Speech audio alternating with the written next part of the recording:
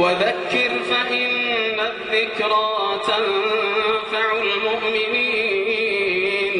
وما خلقت الجن والإنس إلا ليعبدون وما خلقت الجن والإنس إلا ليعبدون ما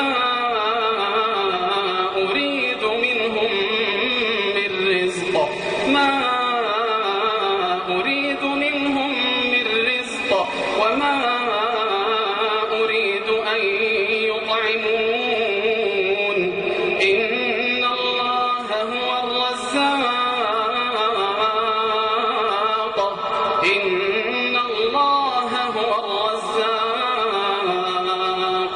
إن الله هو الرزاق ذو القوة المتين